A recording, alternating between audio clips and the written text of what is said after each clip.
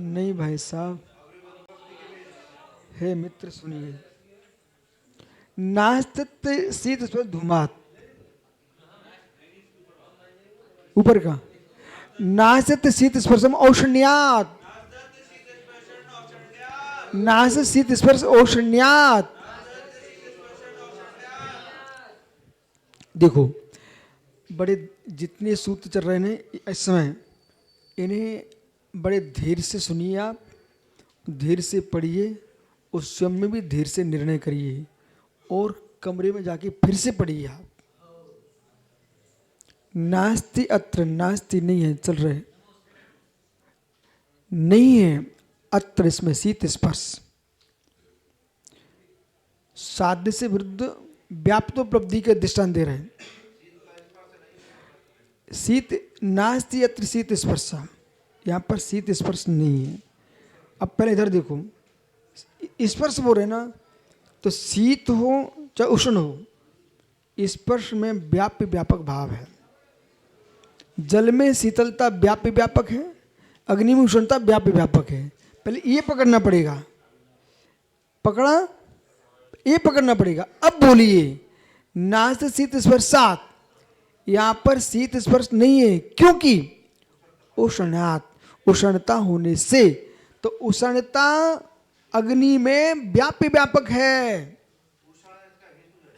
उष्णता व्याप्य व्यापक है। तो विरुद्ध क्या हो रहा है, विरुद्ध उपलब्धि हेतु को कहते हैं।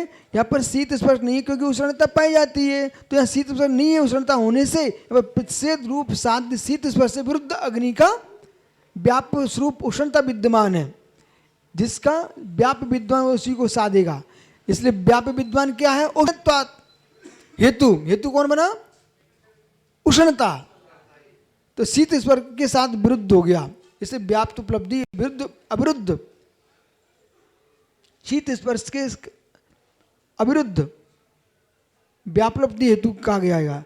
शीत स्पर्श प्रसिद्ध है,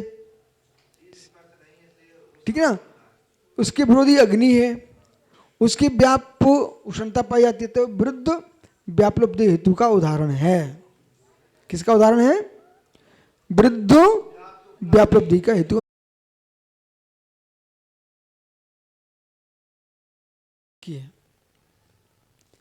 जो जो साधन है वे सभी निमित्त हैं, जो जो साधन है वे निमित्त हैं। वाच्य वाचक भूत निमित्त, कार्य कारणभूत निमित्त। अब वो बहुत सारा ऐसा विषय है, दाल में नमक खाया जाता है, तो खाने वाले को नहीं मालूम कि समुद्री नमक डाल दिया इन्होंने, कि सेंधा नमक डाला है, कि खंतियों में नमक आता, खंतियों वाला। तो हर क्षेत्र में मिट्टी में नमकीनपना रहता है, किसी किसी क्षेत्र में, हर जिले में मिलेगा आपको, देश में। बोलना नहीं, कोई सुनना, हमने पहले बोले धारावाहिक सुनना आपको। तो एक नमक वो होता है जो बिल्कुल चने के दाने जैसा होता है, वो नमक समुद्र का नहीं है, वो नमक बरसाती पानी का और नदियों के किनारों का, तालाबों के किनारे का, जो खंतियों में पानी भर जाता ना, वो सूख जाता है पानी जब, तो उनमें देखो आपको सफ़ेदी दिखाई देती है, वो सफ़ेदी नमकीन है, वो नमक है पंडित जी। अब जहाँ पर प्रचुरता होती है वह डिंगरे के रूप में भी उपस्थित हो जाता है। प्रचुरता नहीं है, वो मात्र मिट्टी में ही सफ़ेदी रहती है। तो वो जो नमक है वो बहुत बड़ा औषधि का काम करता है। चोट लगने पर सर्वाधिक कार्य करने वाला नमक वही होता है। तो जो गरीब लोग होते हैं उस नमक को संग्रह करके अपने घर में भी भोजन में प्रयोग कर लेते हैं। अब प्रश्न है, जो नमक संज्ञा है, ठीक है, काला नमक स्वतंत्र नमक नहीं है, वो कृत्रिम है। कृत्रिम मतलब उसमें प्रयोग करके बनाया गया नमक है, इसलिए व्रतियों को काला नमक नहीं खाना चाहिए। क्यों नहीं खाना चाहिए, ये समुद्री नमक को ही काला नमक के रूप में बनाया जाता है। मटकियों में भर करके और उसके अंदर कत्था, त्रिफला आदि सामग्री मिला करके और उसके अंदर मट्टी के मटकों में भर करके तपाया जाता है, फिर मटकों को फोड़ दिया जाता है, फिर वो डेले के डेले निकल पड़ते हैं। वो है काला नमक। अभी हमको नमकों की व्याख्या नहीं करना, हमको ये यहाँ बता रहे हैं कि व्याख्या क्या है। दाल में पड़ा नमक कोई भी हो सकता है, बराबर, परंतु आपको नहीं मालूम नमक कितना है, तो दाल के स्वाद के साथ नमक ले रहे हैं आप। एक शुद्ध नमक, अलग से नमक की डली।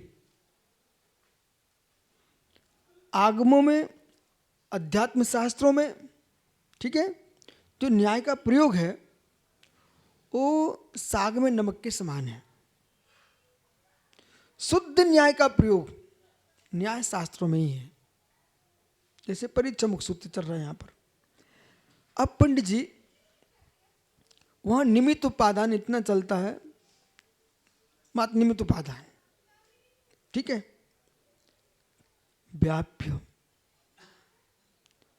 व्याप्य, कार्य, कारण, सहचर, क्रमचर, पूर्वचर, उत्तरचर, ये सब निमित्त बन रहे हैं। ये सब क्या है? निमित्त बन रहे हैं। अब कैसे निमित्त बन रहे हैं? बोले कारण निमित्त कैसा? कार्य हेतु है ना। हेतु का अर्थ क्या होता है? हेतु, साधन, निमित्त, एकार्थवाची। हेतु, साधन, निमित्त, एकार्थवाची, ठीक है ना। तो हेतु कहिए, साधन कहिए, कारण कहिए, निमित्त कहिए, प्रत्यय कहिए। प्रत्यय यानी कारण। तो अब देखो, बंध के प्रत्यय यानी बंध के कारण, ठीक है ना। तो सिद्धांत शास्त्रों में प्रत्यय शब्द का प्रयोग है। अब आइए पंडित जी, वे प्रत्यय कितने प्रकार के हैं? व्याप्य व्यापक में प्रत्यय, व्याप्य व्यापक में। अब व्याप्य व्यापक में क्या कहते हैं? मातुलिंगे रूपम रसात, ये व्याप्य व्यापक का है। तो मातुलिंगे रूपम, नींबू है, बिजोरा नींबू है, कोई भी नींबू है, नींबू है, रूप है। तो इसमें यदि रूप है तो रस नियम से होगा, व्याप हो गया। हेतु बना, साधन बना, बताने, ज्ञापकांग निमित्त बन गया। अब आगे हम चलते हैं विधि। अब कार्य हेतु कैसे बनता है? तो कार्लिंगी कारण, कार्य हेतु ने क्या किया? कारण का ज्ञान करा दिया है, इसलिए हेतु बन गया। कार्य ने कारण का ज्ञान कराया है। वो भाई बैठा हुआ चश्मा वाला, तो किसी का बच्चा है, ठीक है ना, एक कार्य है, मालूम चल गया है, बिना माता पिता के बच्चा होते ही नहीं है। कारण का ज्ञान हुआ कि नहीं हुआ? कार्य से कारण ज्ञान। अब पंडित जी को खांसी हो रही है, तो खांसी हो रही है, एक कार्य है, इसका कारण क्या है? कारण क्या है? अरे इन्होंने अपत्य का सेवन किया है, वो अपत्य का सेवन किया, नो कर्म बना, उसे असाता का उदय आ गया। पर सीधे लोग क्या बोलना चाहते? असाता का उदय आ गया। ऐसा बोल के तुम कर्म को थोपना चाह रहे हो, वो अपनी गलती छुपाना चाह रहा है व्यक्ति। हैं? क्या हुआ? हाँ, अब सुनिए ध्यान से, अपेक्षा है तो कार्य भी लिंग बनता है, वो कारण भी लिंग बनता है। अब जो निमित्त है वो निमित्त को प्रभावित करता है। निमित्त है वो निमित्त को प्रभावित करता है। निमित्त निमित्त को यदि प्रभावित नहीं कर पा रहा है तो वो निमित्त संज्ञा को प्राप्त नहीं हो सकता। निमित्त अभावे निमित्त का भी अभावा, निमित्त के अभाव होने पर निमित्त का भी अभाव हो जाता है। निमित्त के निमित्त से, पंडित जी भाषा ध्यान रखना, निमित्त के निमित्त से उपादान में भिन्न पर्याय की उत्पत्ति हो जाती है।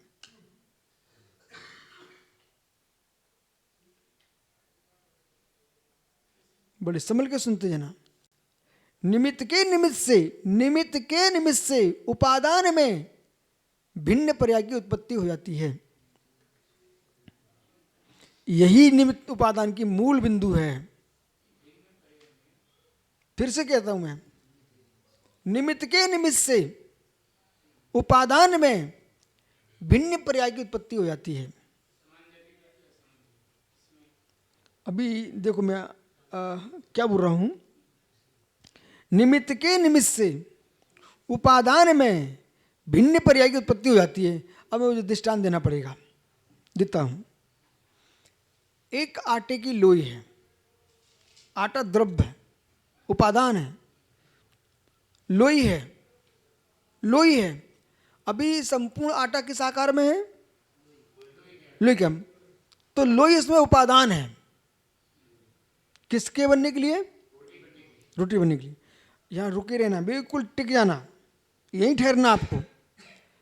हमारे सामने लोई है।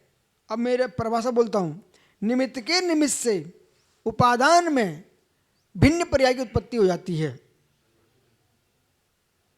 उपादान में भिन्न पर्याय की उत्पत्ति हो जाती है। तो जो लोई थी वहां निमित्त क्या आया? बेलन आया, चौकी आई, रसोई आया, ये बहुत सारे बहिरंग निमित्त आ गए और उपादान लोई था। अभी आटा लोई की पर्याय में है, उपादान लोई है, बराबर, आटा लोई की पर्याय में है। और जैसे उस पर बेलन चौकी का सहयोग बनता है, उपादान में भिन्न पर्याय की उत्पत्ति हुई, रोटी बन गई।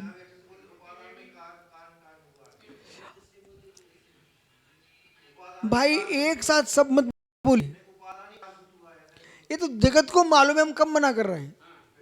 उपादान कारूपणत होता है। पहले सुनो ना, आप जो ये बोलते हो ना, एक क्षण ऐसा बोलने लगते हो ना कि पर्याय बदलती है, द्रव्य नहीं बदलता। इसको सुधार कीजिए आप। द्रव्य बदलता है, द्रव्य परिणमनशील है, तब पर्याय के रूप में दिखाई देता है। द्रव्य बदलता है, द्रव्य का परिणमन स्वीकार कीजिए। अब सुनिए, द्रव्य के परिणमन का नाम ही पर्याय है, गुण के परिणमन का नाम ही पर्याय है। और द्रव्य गुण पर्याय कोई भिन्न होते नहीं है, ठीक है? विकार। अब विकार का अर्थ समझिए पहले। अब तुमको विकार का अर्थ ही मालूम नहीं है। आप विकार का अर्थ निकालते हो सड़ा, गला, ये अर्थ निकालते हो। पहले शब्द का अर्थ सीखिए आप। विकार शब्द का अर्थ सड़ा गला करना ये ठीक बात नहीं है। सड़ा गला हुआ वो विकार ही है, परिणमनशीलता है। विकार यानी परिणमनशीलता, विकार यानी परिणमनशीलता। अब चाहे आपका परिणमनशीलता शुद्ध रूप हो, अशुद्ध रूप हो, विकार यानी परिणमनशीलता, विकार, ठीक है? उत्पत्ति। अब देखो पंडित जी, हमने क्या बोला कि निमित्त के निमित्त से उपादान में भिन्न पर्याय की उत्पत्ति हो गई। ये आटे का दृष्टांत दिया, लोई का। अब मैं जीव के पास आता हूं। असमान जाति पर्याय के साथ बात कर लो आप।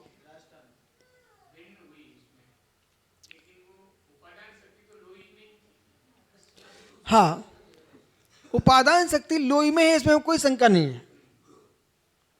उपादान शक्ति, उत्पत्ति शक्ति तो लोई में है, पर उत्पत्ति का निमित्त चौकी बेलन है। वो लोई को यूं बना के छोड़ दो, वो लोई लोई रहेगी, ठीक है ना।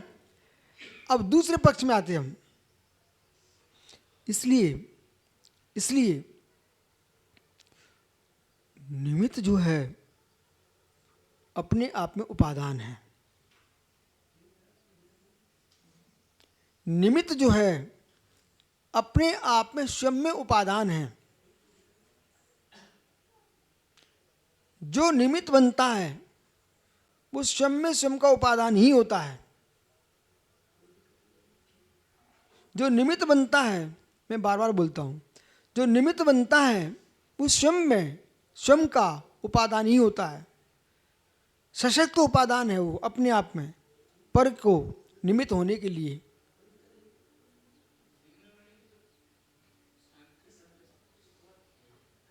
निमित्त जो है, इधर देखो, निमित्त जो है स्वयं में उपादान है।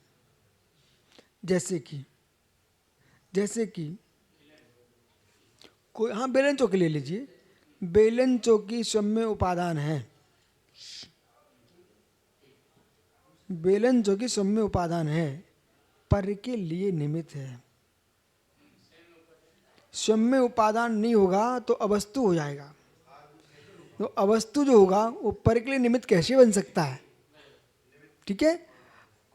हमने छोटे से मुमुक्षुओं के साथ रह करके यही सुन के रखा था, और यही भी सुनाते रहते थे, परंतु इतना स्पष्ट नहीं करते थे। तो हमने दिमाग लगाया कि निमित्त निमित्त बोलते मात उपादान निमित्त को बोलते नहीं है।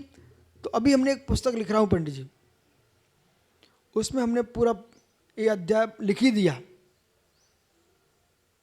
निमित्त उपादान वाला लिख दिया हमने तो, और बड़ा व्यवस्थित लिख दिया, और इससे बहुत देश को लाभ मिलने वाला है। जैसे आज आपको थोड़ा सा आश्चर्य हुआ, आपने स्वीकार भी कर लिया। यही तो ज्ञानियों की पहचान है कि बात समझ में आ जाए स्वीकार कर लेना। वो बात हमारे बताने से नहीं बनी, वो त्रैकालिक बनी है। वो बात त्रैकालिक है, समझ में नहीं आ रही थी। आइए, तो निमित्त स्वयं में उपादान है और पर के लिए वही निमित्त है। जैसे कि तीर्थंकर भगवान स्वयं में उपादान है, उनकी देशना हमारे सम्यक के लिए निमित्त बनती है। परंतु मैं अपने में उपादान हूं सम्यक उत्पत्ति का। अब निमित्त के निमित्त से क्या हुआ? जो मेरा आत्मा मिथ्या द्रव्य से युक्त था, मिथ्या पर्याय से युक्त था, वो मिथ्या पर्याय विलीन हो गई और सम्यक पर्याय की उत्पत्ति हो गई। ये निमित्त का नियोग है, बराबर। इसलिए अब कल आपको एक शब्द आ रहा था बार बार, उपादान से उत्पत्ति होती है, ये आपका कहना है। तो हमने कहा उपादान के द्वारा उत्पत्ति होती है, उपादान में उत्पत्ति होती है। सुनो, उपादान में उत्पत्ति होती है, उपादान में उत्पत्ति होती है। ये बड़ा गजब का विषय है।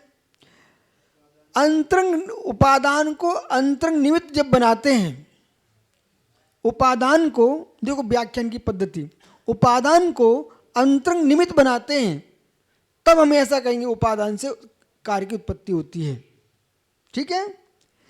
जब उपादान को अधिकरण बनाते हैं, उपादान को अधिकरण बनाते हैं, तब उपादान में कार्य की उत्पत्ति होती है।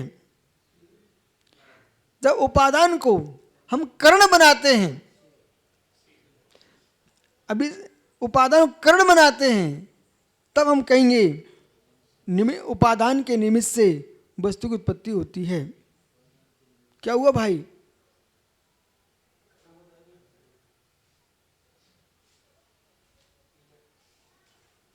तो अब यह ऐसा बोलना, उपादान का, कर्म का उपादान इनका ऐसा चल रहा है कि बहिरंग अन्न उपादान जो निमित्त बन के आ रहे हैं वे प्रभावी नहीं हो पा रहे हैं, पर अन्य उपादान निमित्त इतना उपादान प्रचंड उसका है कि वो इनको आहार नहीं लेने दे रहा है। चारों तरफ जाइए। इसलिए व्याप्य, कारण, कार्य, सहचर, पूर्वचर, उत्तरचर। अब जब तक इनके स्वरूप को व्यक्ति नहीं जानता और निमित्त उपादान की बात रखने के आ गया, पंडित साहब वो निमित्त उपादान की व्याख्या कर नहीं पाएगा। और उसको ये लगता है निमित्त उपादान में कि मात्र इतनी निमित्त उपादान है कि ये पेंसिल है और ये कापी है, पेंसिल कारण निमित्त बन गई और हम लिख रहे हैं, ये उपादान हो गया। इतने से काम नहीं बनेगा। कुछ निमित्त सहचर होंगे, कुछ क्रमचर होंगे, कुछ सहभावी होंगे, कुछ व्याप्य होंगे, कुछ व्यापक होंगे, व्याप्य व्यापक होंगे, कारण कार होंगे। इस सारे के सारे हेतुओं को आप निमित्त के रूप में देखोगे, तब वो जीव निमित्त उपादान को यथार्थ रूप में समझ पाएगा। स्वभाव हेतु को उपादान में डाल दीजिए, उपादान में डाल दिए ना,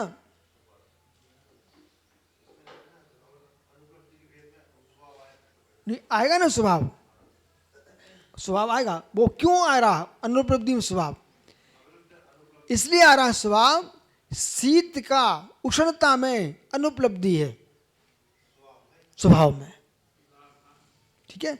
अब मैं तो यूँ समझता हूँ, जिस जीव को समय सार को अत्यंत गहरे में समझना हो, उसको पहले कोई अच्छे ज्ञानी से बिना बातें किए, शर्त है तुम्हें ज्ञानी बनना है तो कुछ उत्तर, प्रश्न उत्तर अपने मस्तिष्क में रखो, उन जिज्ञासाओं को अंदर रखो। क्यों रखो? जिज्ञासा तब करना, जिज्ञासाओं को आप उत्पन्न कर लीजिए अपने मस्तिष्क में। नहीं नहीं, कॉपी भी मत लिखो, मस्तिष्क में रख लो, उत्पन्न कर लो। फिर जो तुमको समझा रहा है वो जिज्ञासा को वहाँ खड़ी कर लो, बोलना नहीं है, खड़ी कर लो। उसके समझाते समझाते समाधान हो रहा है तो हम व्यर्थ में समय बर्बाद क्यों करें? होता ही है। और कभी कभी क्या होता ना, और जिज्ञासा पहले खड़ी कर दी है ना, विषय आगे ही नहीं बढ़ रहा है, तो उसमें आप व्याख्याता को दोष मत दो कि ये सुनते नहीं हमारी। वे तुम्हें ही तो सुना रहे हैं, तुम्हारे लिए तो सुन रहे हैं।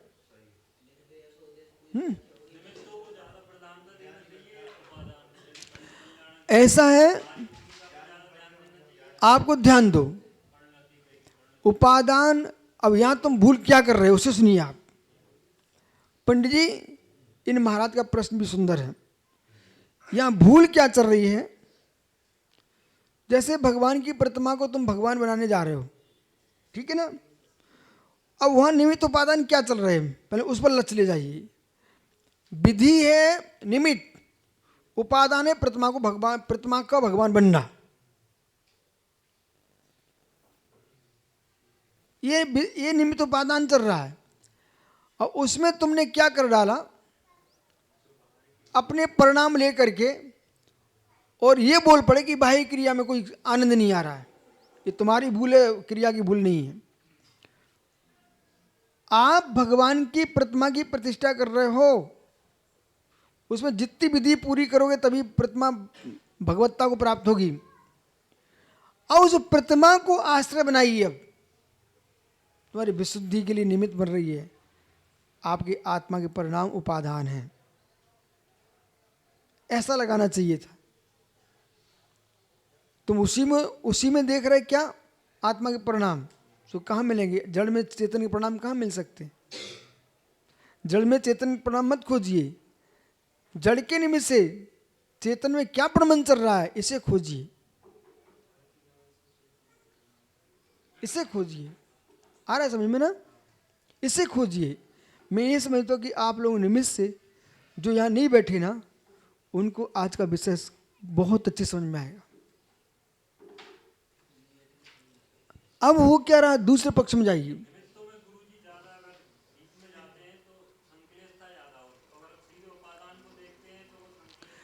नहीं, अब आप इस पक्ष को दूसरे प्रकार से रखिए, आप दूसरे पक्ष से रखिए, ये पक्ष से सम्यक नहीं है, दूसरे प्रकार से रखिए। बात सही कह रहे हैं लेकिन सब दूसरे पक्ष से रखिए। आप निमित्तों में उपादान खोज ही क्यों रहे हो?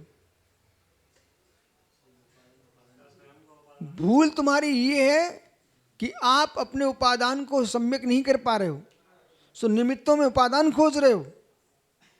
विशुद्धि निमित्तों में थी कब? विशुद्धि निमित्त की उत्पत्ति का कारण है कि विशुद्धि चैतन्य की प्रवृत्ति है। अब आपने क्या कर डाला? निमित्तों में विशुद्धि खोज रहे थे, वो कभी मिलेगी नहीं आपको। आपके उपयोग की प्रणति आप अपने उपयोग में खोजो ना, पर में क्यों खोज रहे हो? पर तो निमित्त मात्र था। चौकी बेलन की इतनी मानिए कि वो लोई को बेलवा सकती है, पर चौकी बेलन रोटी में स्वाद नहीं भर सकती है, आटा नहीं बना सकती है। ऐसी अरहंत की प्रतिमा आपकी विशुद्धि में सहकारी बन सकती है, पर विशुद्धि अरहंत की प्रतिमा का आत्मभूत लक्षण है क्या? अनात्भूत लक्षण भी नहीं है। न आत्मभूत लक्षण है न अनात्भूत लक्षण है। जहां हमारा लक्ष्य भाव ही नहीं है, आप उसमें विशुद्धि खोज रहे हो, तो संक्लेशता तो मिलनी है। और सुब्रत साहब पूछो, बालाघाट से एक बिहार चल रहा था हमारा, और आ रहे थे अपन लोग, हाँ, ये संजय भट्टारक के गांव इटारसी। तो कुछ माता बहनें इटारसी से चौके में आ गई। एक माँ इतनी परेशान, इतनी परेशान, इतनी परेशान, उनकी व्यर्थ में परेशान हो रही है। न इसका चौका है, न इसका चूल्हा है। ये करो, ये करो, ये करो, ये करो, और लेने वाला मैं हूँ, देने वाले दूसरे हैं। ये व्यर्थ में परेशान हो रही है, तेल का मचा है। और सफ़ेद दलिया था, सफ़ेद दलिया, उसमें उसको मावा दिख रहा। और अभी कल परसों क्या किया भोला ने, दलिये के नाम पर, वो मावा के नाम पर मैं दलिया खिलाया। हाँ, बोले ये सुनो क्या हो रहा गुरुजी, ये बढ़िया वाला मावा आया है। हाँ, बोले सोना है, मावा है, सोना। वो शुद्ध दलिया था, उसने एक चम्मच भर के डाल दिया, बोले मावा है। हमने की आज तक दुनिया में ऐसे मावा का स्वाद कभी नहीं आया। तो अब प्रश्न ये ना, अब समझे सुब्रत सागरी, अब प्रश्न ये है कि ऐसे जीव तत्व में कैसे भी प्रयास कर देते होंगे। उसे दिख रहा है कि नहीं मावा ही है, मावा ही है, मावा ही, आपको लेना पड़ेगा। और लगा है विश्वास में ना, लगा है, लेना ही पड़ेगा। अब परिणाम क्या नहीं कर रहा है कि ठीक भाई। अब माना कि जो व्यक्ति दलिया के खाने से बीमार होने वाला होगा, वो तो बीमार होने उसको, वो खिलाने वाला क्या बोला, तो मावा खिलाया है, हो रहा है कि नहीं। अब यहां समझना, तुम क्या बोल रहे हो ये प्रमाणित नहीं किया जाता है, अब वस्तु भी देखना पड़ेगी। तुम बोल सत्य रहे हो, कर काम में सत्य हो रहा है। वो अम्मा ने क्या किया, वहां सफेद दलिया था और दूर खड़ी चिल्ला रही, बोले देखो ये दाल में मावा खा रहे महाराज, दुधल खा रहे, दुधल खा रहे। देखो ये पागल माँ बदनाम कर रही साधु को। वो दलिया था, सफेद दलिया में दाल दे दिया, तो दलिया में दाल चलती कि नहीं? हाँ, मावा में दाल नहीं चलती, लेकिन दलिया में चलती ना। लेकिन तुमने जब तक दूध देखा नहीं है, तुम साधु को क्यों बदनाम कर रहे हो? एक माँ ने धीरे से बोला भी कि माँ दलिया है, बोले दलिया नहीं होता ऐसा सफेद। इसलिए पंडित जी, इससे क्या पकड़ना आपको, बहुत सारे लोग आपके कान तक बात लेके आएंगे राकेश, लेकिन हमको स्वीकार करना नहीं है, क्योंकि दलिया को मावा कह रहा है और मावे को दलिया कह रहा है। इसलिए उसकी आंख का रोग देखना पड़ेगा पहले। ऐसे ही जो व्यक्ति आपका बात लेके आया, उसके अंदर के राग देश का रोग देखना पड़ेगा कि ये राग देश से रोगी है इसलिए बोल रहा है, कि निरोग है इसलिए बोल रहा है, कि ना समझ इसलिए बोल रहा है। इसलिए तत्व को फिर हमें फिर आगम ही प्रमाण दिखता है, दुनिया के वचन प्रमाणित दिखते नहीं है। ठीक है, शेष आगे विचार करेंगे। अरे सूत्र पढ़ा कि नहीं? नहीं भाई साहब, हे मित्र सुनिए, नास्तित्व शीत धूमात, ऊपर का, नासत शीत स्पर्शम औषण्यात, नासत शीत स्पर्श औषण्यात।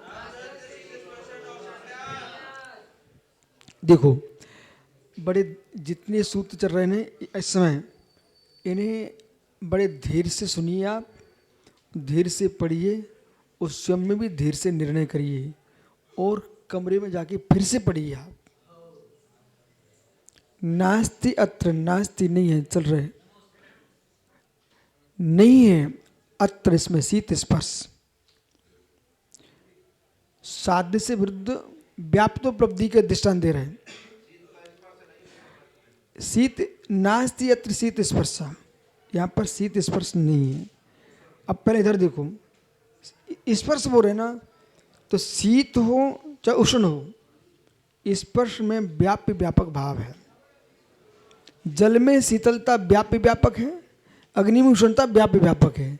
पहले ये पकड़ना पड़ेगा, पकड़ा, ये पकड़ना पड़ेगा। अब बोलिए नास्त शीत स्पर्शात, यहां पर शीत स्पर्श नहीं है, क्योंकि उष्णात, उष्णता होने से। तो उष्णता अग्नि में व्याप्य व्यापक है, उष्णता व्याप्य व्यापक है। तो विरुद्ध क्या हो रहा है, विरुद्ध उपलब्धि हेतु को कहते हैं।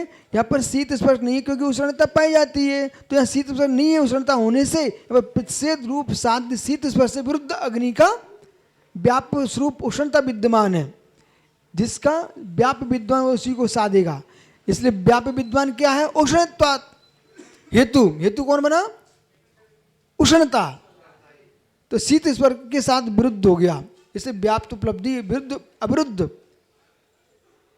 शीत स्पर्श के अविरुद्ध व्यापलब्धि हेतु कहा गया है। शीत स्पर्श प्रसिद्ध है, ठीक है ना, उसके विरोधी अग्नि है, उसकी व्याप उष्णता पाई जाती है, तो विरुद्ध व्यापलब्धि हेतु का उदाहरण है।